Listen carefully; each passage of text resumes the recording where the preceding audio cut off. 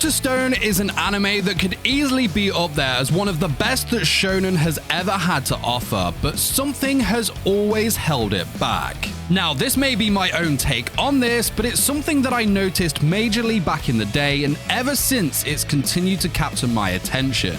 So let's get into it.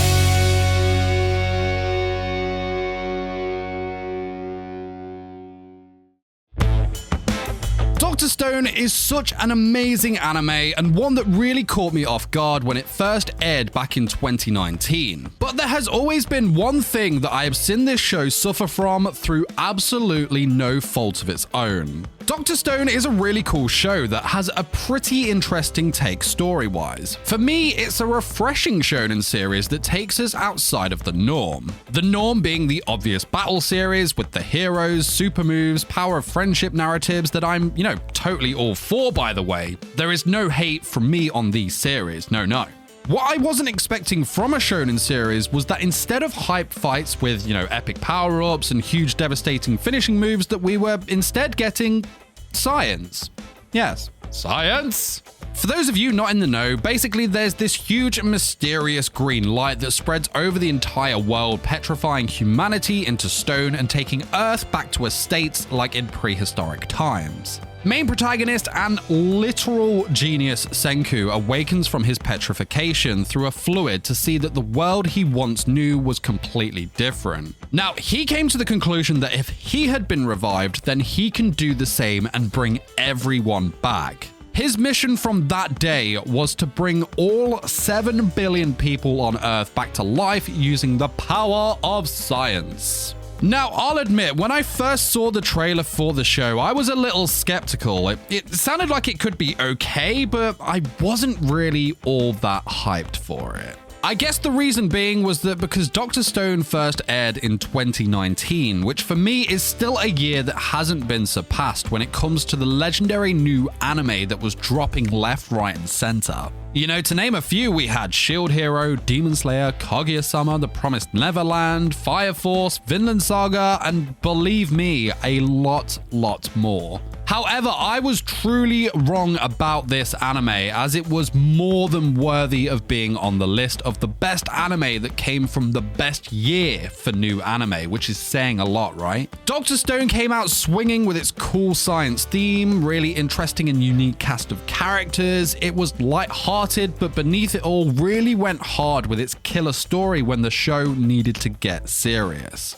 It just had this something special about it. And I know that's really kind of basic and it doesn't give you a lot to go off, but that feeling you get when you're watching something and you just know that you're witnessing something that is truly so very special. A series that is like none other, not the best anime of all time or any silly title like that, but an anime that is part of a collective group as being the best. Something that is going to withstand the test of time, excusing the pun on this one, of course. Now, what is the problem with Dr. Stone? What was it that caught my attention as the thing that was holding it back from this greatness? It sounds like silly thinking about it now, and I may be very well alone in thinking this, but what has always stood out to me is that Dr. Stone has always been overshadowed by other colossal series. For me, whenever Dr. Stone comes out with a new season, I feel it is always unfortunately timed with a very, very big title also airing at the same time that doesn't give Dr. Stone its chance to stand out as the gem of an anime that it is amongst the rest. Like its first season, so Dr. Stone dropped in the summer season of 2019, and it was the most anticipated new anime of the season. If I remember rightly, Vinland Saga and Fire Force also dropped that season, though of course Vinland Saga was like an Amazon only or something. I don't know, I can't remember. Now, what completely overshadowed Dr. Stone, in my opinion at the time, was the huge wave that was none other than Demon Slayer's first season. That show was on a whole other level in terms of its popularity. The world was literally going insane for Demon Slayer. Insane to the point where, I went to Tokyo a year later and the OP was still being played in pretty much every shop. As well as that, the Demon Slayer section in stores like anime and just like gachapon machines in the streets had queues, actual queues. It's mental thinking back to it. Now, I'm taking nothing away from Demon Slayer here. It's freaking brilliant and I truly love the show, but I've always felt that its success halted what could have been for Dr. Stone. Like, no, I don't think that it would have reached that level of superstardom, but still, Dr. Stone had something truly special about it itself as a series, and I just feel that, though it did do well and it truly does have a large fan base for it, in my opinion, I just feel like it could have been so much more. Dare I say an Anime of the Year contender, and that's saying something for 2019, which was just such an insane year for new anime series.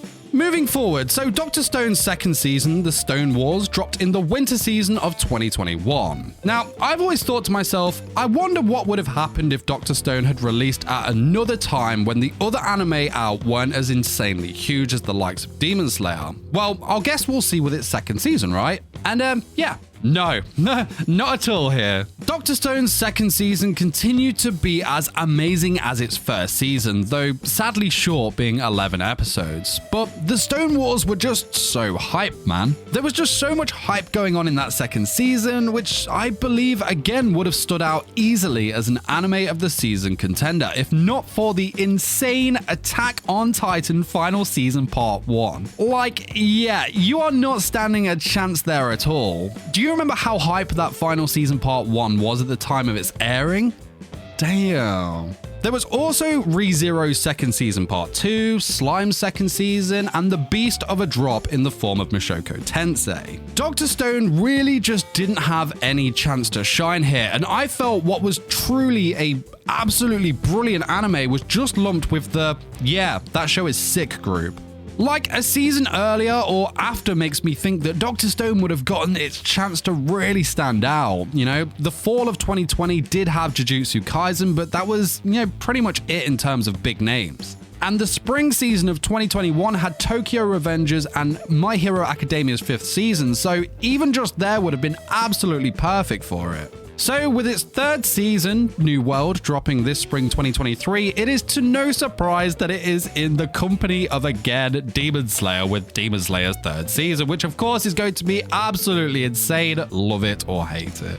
And I don't know, we'll see how it fares this season, or maybe this is just like my own take on it, but I've always felt that Dr. Stone's release dates have held it back from being so much bigger than it already is. Like, the show just has so much more potential than, yeah, that's a cool show, dude. And I mean, you obviously can't judge what else is going to come out at the same time. I just feel Dr. Stone has had like a real run of unfortunate luck to be rolling out with such huge titles between seasons with not a lot really going on. Or you could say that it's standing with great company. I don't know. What do you think on this? Am I alone with this, or do you agree? I'd love to hear your thoughts and opinions. And while you wait for the next video to drop, why not check out this video where I talk about the anime you do not want to miss this spring 2023 anime season. Guys, you take care of yourselves, and I'll see you very soon. Till then, peace.